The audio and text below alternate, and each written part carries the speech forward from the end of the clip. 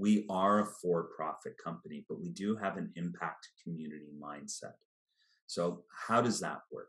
We aren't charging people for joining. What we're doing is we're creating revenue streams where opportunities are benefiting our members.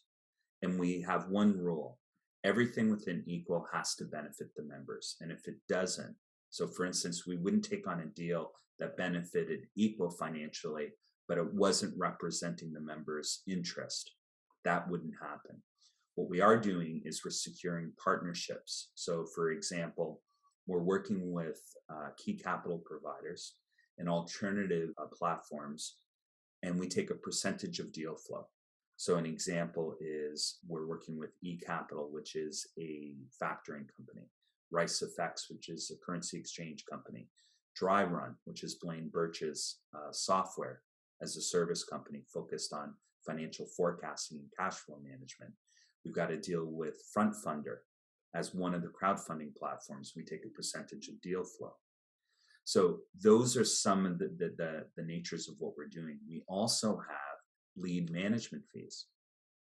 So for example, you'll have a lot of small business in particular who need fleet vehicles. So we can be forwarding to automotive companies and securing lead management fees for the deal flow that they're receiving for the purchase of vehicles.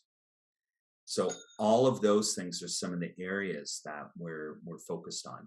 And as we grow, we're also then partnering to create certain events and sponsorships, because there are a lot of people who want to connect with this audience. And we can, because of the nature of who we are. I ran an agency I started and founded it in 2001, worked on client lists that included Unilever, Wrigley's, Toyota, ING Direct, among others. But two of our other partners, Dan Turcott and Sean Wells, also have extensive agency and brand experience.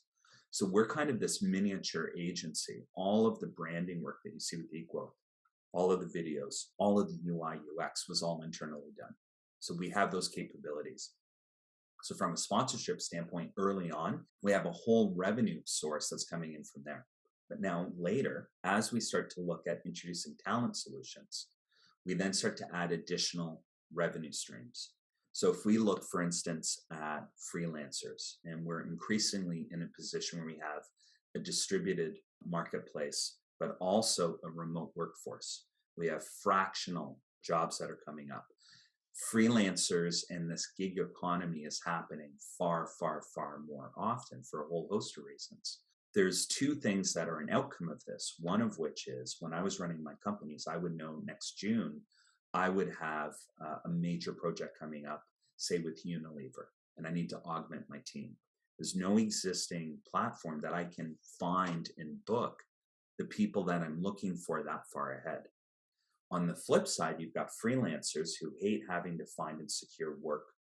They also hate getting paid, dealing with the accounts receivable. Our system that we've already designed is going to be set up so that way people can find the freelancers that they need ahead of time. They can book them. Once the deal's completed, our system then manages the exchange. We take a percentage of the deal and they rate one another. So these are some of the types of additional revenue flows that we can start to create.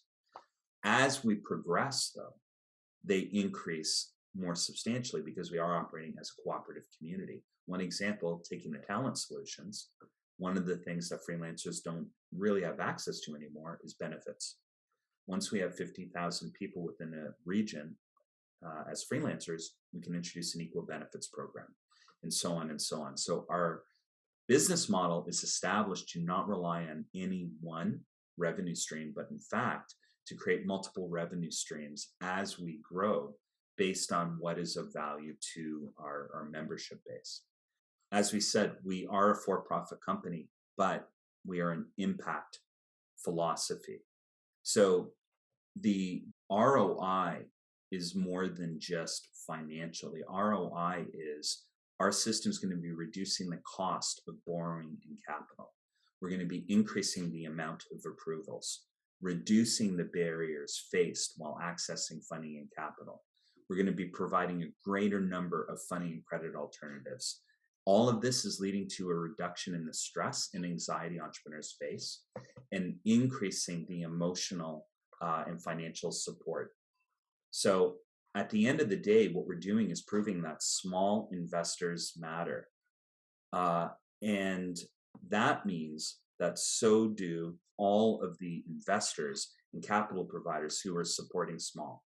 So when you add them all up, we have a marketplace of 583 million small businesses who demonstrate that small is big.